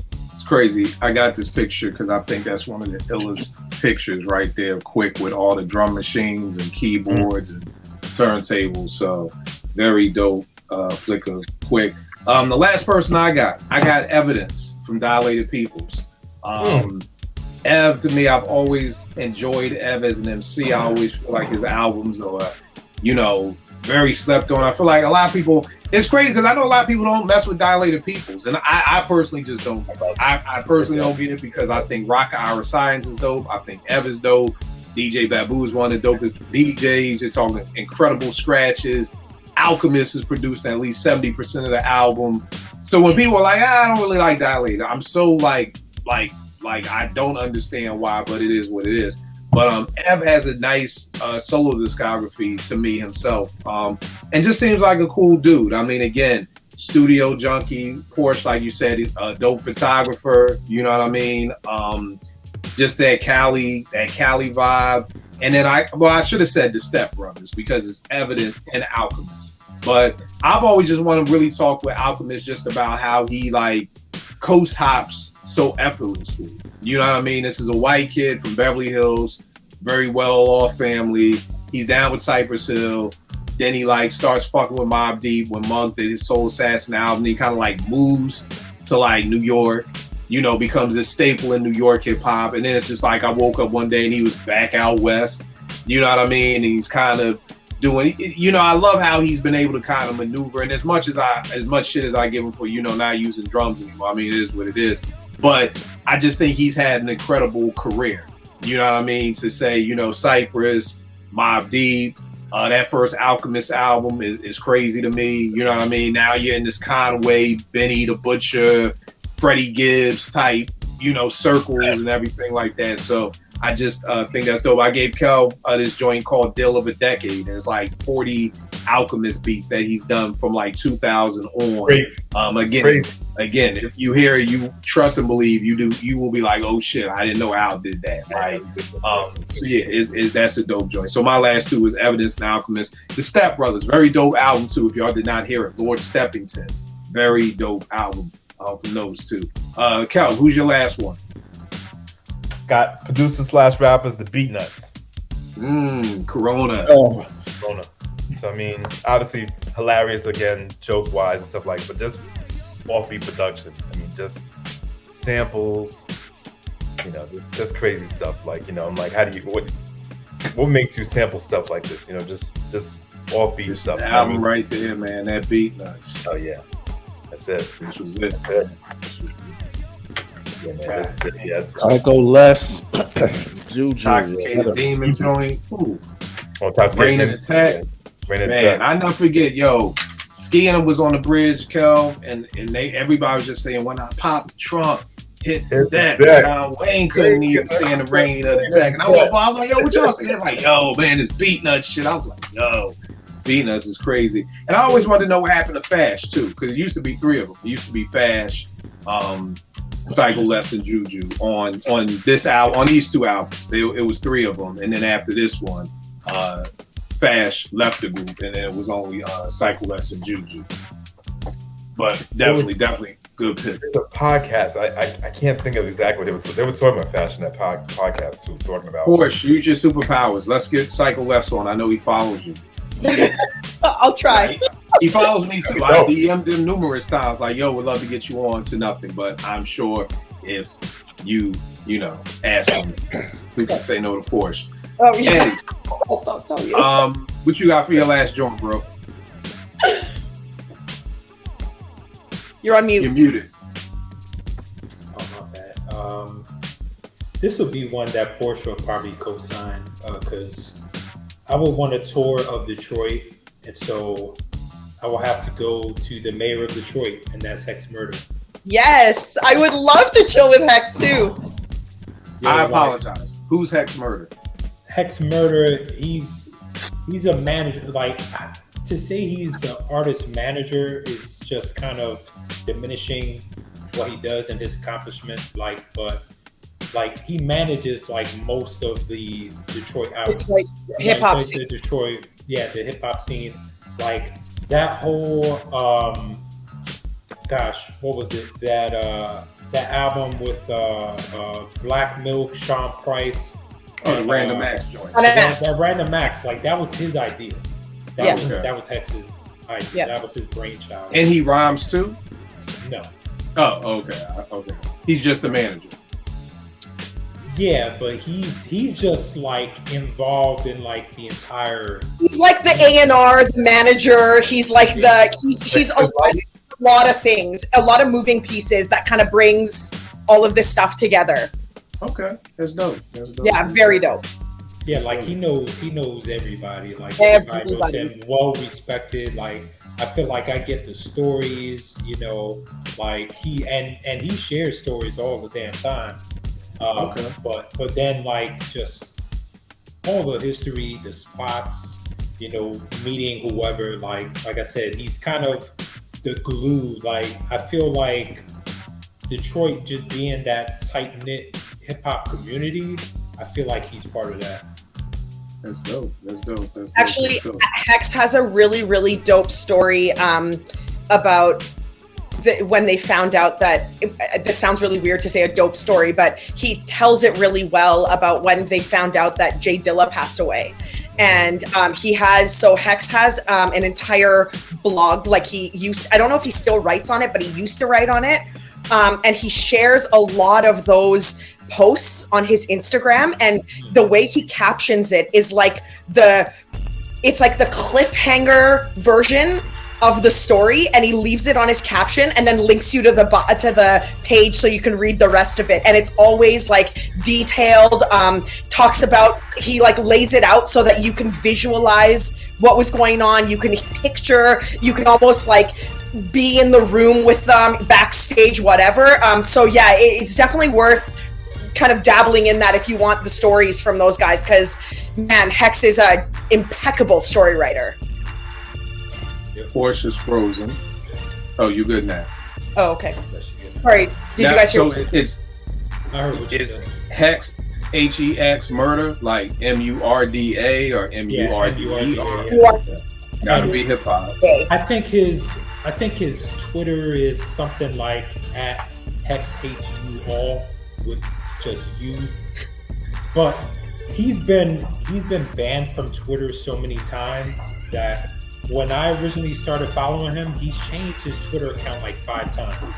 His Instagram is ironside.hex. That's his Instagram.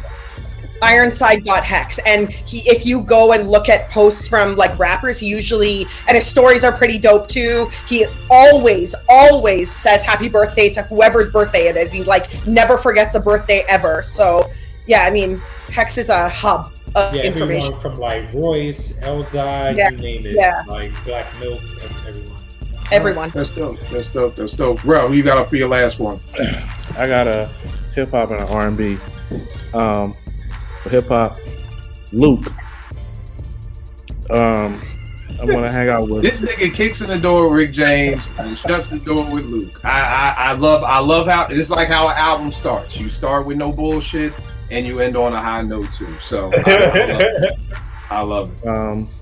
Yeah. Now, Luke. do you want to hang out with Luke now, or do you want to hang out with Luke circa 1993, 92, 93? I want to rock Luke during that time. Yeah. Okay. Yeah. You remember when he came to Morgan? No, I do not. What? Luke came to Morgan? He came to Morgan in 90, I think it was 94. How do What? I not remember Luke coming to Morgan? Man, I don't know if he Was this homecoming? He didn't come to homecoming. Now, I should say, he came to Baltimore, but he came to Morgan. He came to campus. Oh, but he didn't perform on campus. He didn't perform on campus. No, he was doing something in Baltimore. No, I don't remember him coming to campus because I was going to say I must not have been in the country if Luke was on campus and I was not present in the building. He was not present, yeah. Okay. Yeah, of course, he had all the girls with him. Yeah. Wow. Yeah, man. Luke was a wild boy, man. Yeah. Calv knows, back in my crib in Baltimore, I had posters everywhere. And I had this poster of Luke with like 5 girls in the bathtub, like right on the wall. Like, yeah. Yeah, so I'm gonna hang out with Luke. And then this last one, I might not come back the same, but dog, you're not coming back. You were Rick James snorting, doing live, and now you're in Miami with Luke. You're not coming back. You're not coming back the same, bro. If you say Shaka Khan, I'm going to die. I will die on this camera right now. if I say who? Shaka Khan. No. Close though. Damn, man. That's mad random.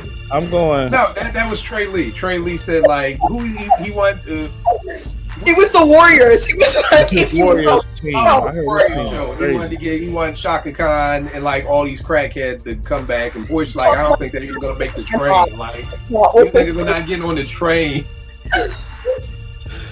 Oh man, I'm going with Erykah Badu. Okay, you're not coming back the same, bro. You still not coming back the same? You're not. And here's the worst part: Erykah may fuck you up more than all of them. I absolutely agree. Come back wearing tight sweaters. I want to know what's up, man. With an incense burning behind his ear. Yo, what is it? I need to know. No, you don't. And I'm gonna come. I might come back on some Electric Circus. Right. Exactly right. You do not need it, bro. You gonna turn that Benz in for like a Volkswagen Beetle or some shit. This nigga gonna come back wild and like, yo, you kill. I can't no longer do Illadelph steak life. I don't eat meat anymore. I'm vegan. Right. You ain't coming back the same, bro. I gotta see what it is, man. I may rather do coke with Rick James in the '80s than go with everybody's eyes, like dead ass. Like I'm not, because that's a path you may not come back from, bro. I might not, yo. Might not. I said doing coke, people, not crack. They're two totally different things. Somebody watching is like, "Kill's gonna be crack." Doing lines is not the same as doing crack. It's not. So, but that's a good. Yeah, you're not coming back. Rel is on a fuck my life up mission. I think the rest of us was like, let's just hang out and have a good time. Rel came in with Rick James, Erykah Badu. You know, like I'm just, you know. It's about balance. You know what I'm saying? Rick James, Yeah. and KRS-One. You know what I That mean? is true. Yeah. But you'll be too high to hear the stories. That's Yeah. right. The Devin a dude, You'll be high, salute. and you won't even. Yeah, bro. You're done. You're done. There's no balance. It was KRS, and you're too high to listen to either or. Q-tips like That is true. That is true. That is true. All right, no doubt. Before we end, I don't know if I want to know what you guys think about this. Wait, before we not a space. say my last. No, I'm sorry, Porsche. You got 50 other people. Yeah, I'm sorry. What's your Just honorable mention? name a couple other I'm people. sorry. What's your honorable mentions? I'm Yeah. sorry. I have not honorable. These are absolutely people I want to hang out with. So they're not like if others don't work out. Nah, I want to hang out with all these people. So MC Light for sure, because she is my favorite and such a powerhouse MC that I just want to know everything there is to know about her experience in hip hop from the beginning. Just kind of everything, how she. Yeah, just her albums, what she thought of them, what she thought of the industry, how it was for a woman, in the 80s and all of that. So MC Light for sure. Arsonist. And I'm trying to stay away from people who are friends of the show, but Arsonist and Amir, if you guys have seen them on Math Hoffa's podcast show, I don't know what it's called right now, but Math Hoffa's My expert opinion. That's right. They were both on in an episode, and I can't remember which one, but if you want to find it, just Google their names. And these two, I actually just felt like victory, and I wasn't even part of anything, but they were able to dismantle a lot of claims and people who think they know a lot of things, and these two just kind of tag teamed it, and I was so impressed with the amount of knowledge they dropped that I was just like, wow, I love it, and I wish more people would call out people who were saying things, wouldn't just let them rock in various platforms. So I really, really would love to have a conversation with them just about, I don't know, insights, wisdoms, gems, and the industry in general, because Amir was signed to a major. He was signed to a major at one point, and I think he sort of knows the ins and outs of the industry as well. And my last person is Tretch. And You said Tretch? Yeah. Okay. And that's just his love for Pac. I just want to talk to Tretch about Tupac all day long. I'm shocked you didn't say Pac. I think Pac is a little erratic for me. I'm a little safe. I don't know that I could swing. I could like roll with the punches that Pac would be like kind of bringing into my life. So I'm gonna remove myself one time and go Tretch. I feel you. See, Portia's like me. She's like safety first. Like Kelvin's throwing caution to the I wind. just can't have Pac like walking up to someone, like, punching them in the face, and then we end up in jail because I'm an accomplice now. So, and all I wanted to do was just hear about, the Black Panther Party or something. I can't have a record on my record. Right. For a while, we were doing a Twitter Spaces on Shit Kill Started on Twitter this week. We haven't done one in a while. I'm not going to keep y'all long, but I do want to talk about this because I need to know, and I'm hoping y'all can help me understand. Why do niggas lie so much? Why? What has happened? Why do niggas lie so much? Yes, you already know where I'm going. Yes. Why? Like, I'm talking with my little sister today, and she's like, yo, this nigga lied to me. And I'm like, yo, I'm really sorry because niggas just lie with no goddamn reason. There doesn't need to be a reason at all. Nobody's even questioning you. And it'll just be, your girl ain't even mad at you, and you just lie for no... offering up lies. Right, like just, I'm offering.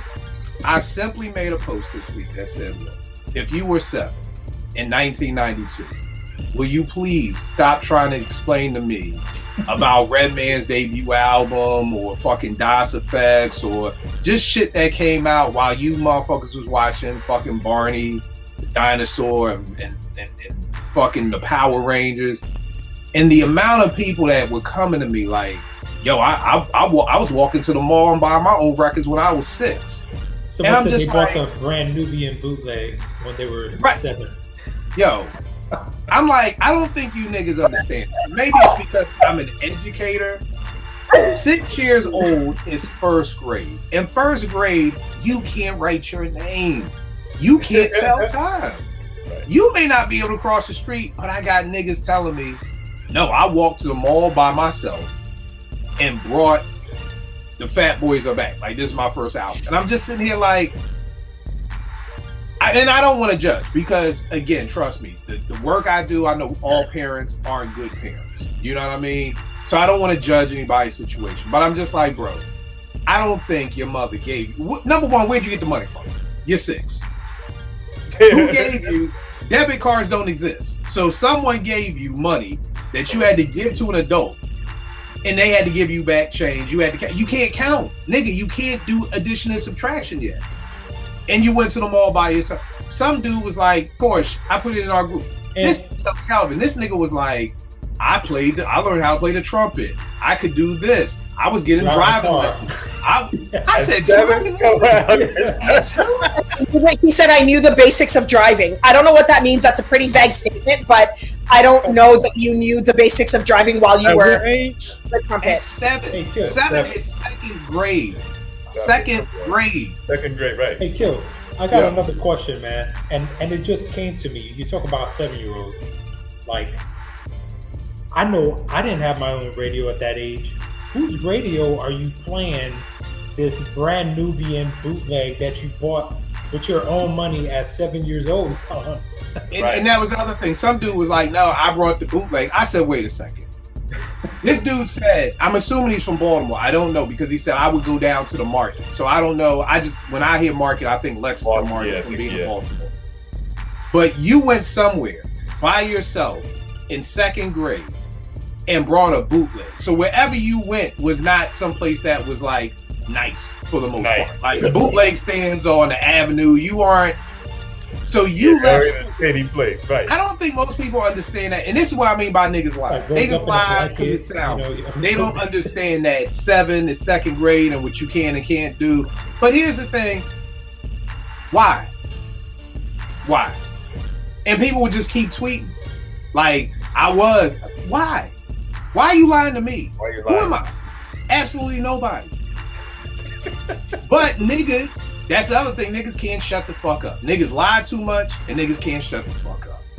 Because you simply could have been like, yeah, I was watching Power Rangers. Like, you right, Kill. How can I tell you about Redman's debut album, I'm 7? I had people telling me, no, they understood what was going on. You, again, dog, you can't fucking read. But you're telling me that you understood why Ice Cube spelled America with 3 Ks. Get the fuck out of here. Like, yo, stop lying. Like, for what? For what? Just to be part of the conversation? Yep. Right. I said it. I said, I just feel sorry for the women you all are in relationships with who have to deal with these lying ass niggas. Here's the thing, man. Like, I have, my son is 8. Gray is 8. He's going to be 9 later this year. He's very smart. He can read. He's reading chapter books or whatever, right? One of the most advanced readers in his class. It's a difference between being able to read and having the proper context for adult, like more mature stuff.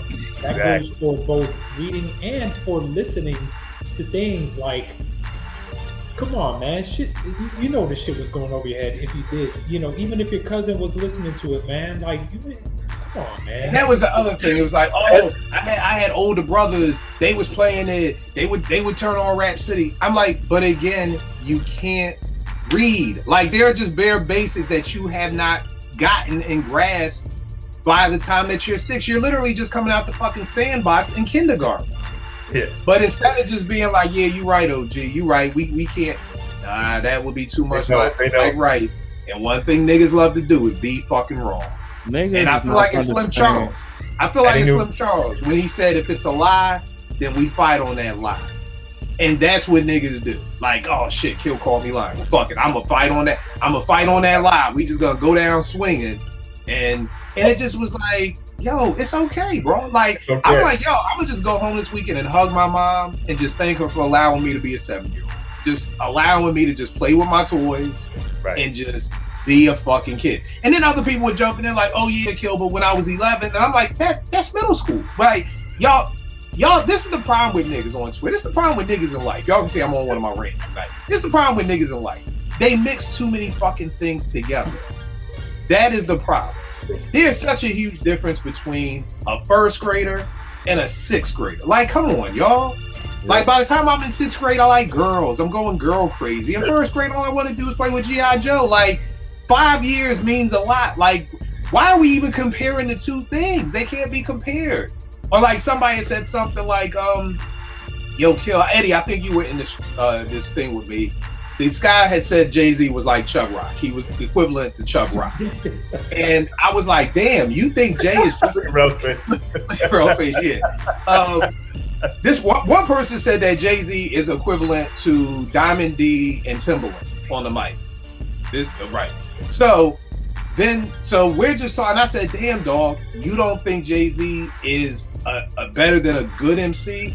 Then my man jumps in like, I don't understand why people have to have Jay-Z in their top 3. See, you changed the whole topic now. Nobody was even saying anything about Jay-Z in the top 3. You literally swayed the whole conversation. And that's the problem. That's why Twitter gets all over the place, because that right there. I was asking one person, again, one person, what did they think about Jay? Nobody else needed to jump in that conversation. You could have started a whole nother tweet. Hey, Kill, why do you think Jay-Z people put Jay? And then we could talk about that over there. So again, trust me, y'all, this will help relationships. This will help marriages, because people get shit screwed. We talking about two totally different things. Let's talk about that first. When we're finished talking about that, we can talk about this. But that shit would be too much like right, and niggas love being wrong.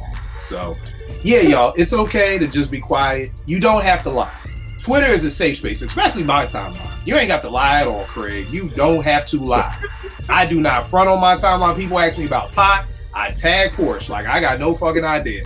Talk to P. I don't be like, well, when Pac was in his brat, I don't fucking know what Pac. I have no fucking idea. It's okay to not know, y'all. It is okay to be like, I don't know.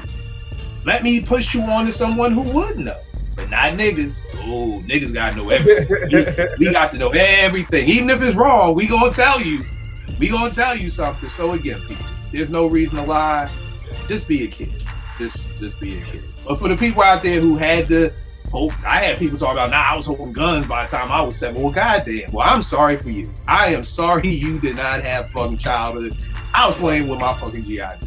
That's it. That's all I was doing. So if you got a chance to be a kid, go home, hug your mother and your dad, and just thank them for allowing you to be a kid.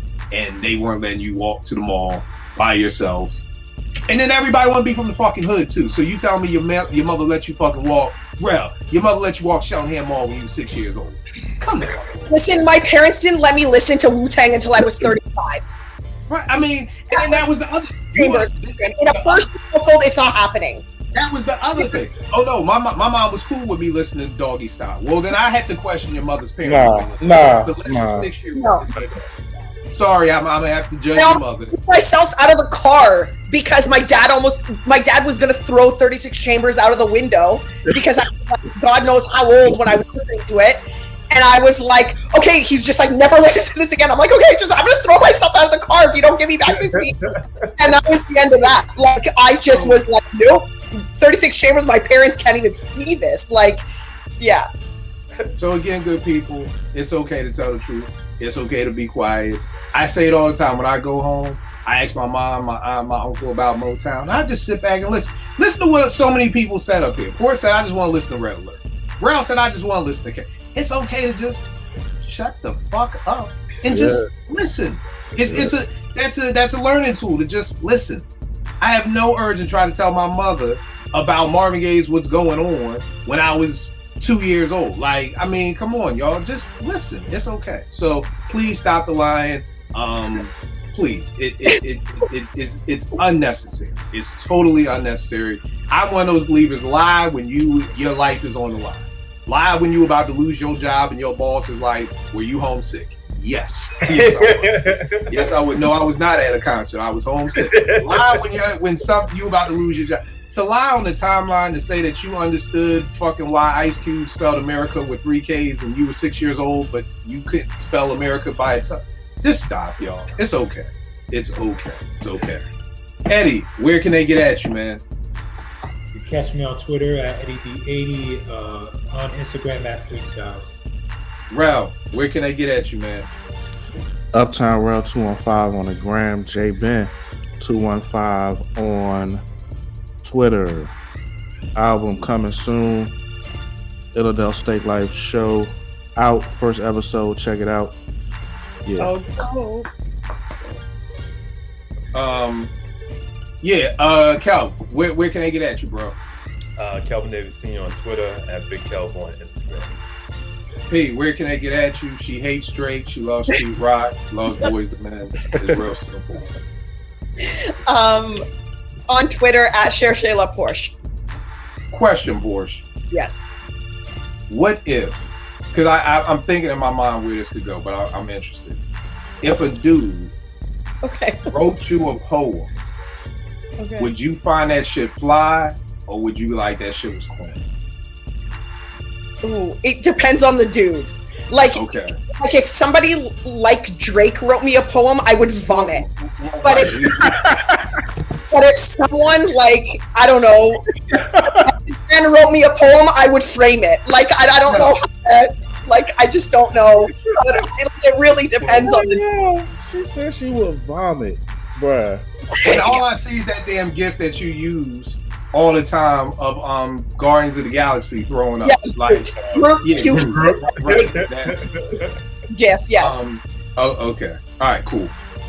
Y'all know what it is with me. Kill 889 on IG. Again, I'm staying pumping this book. Go out, buy the new Chuck D book.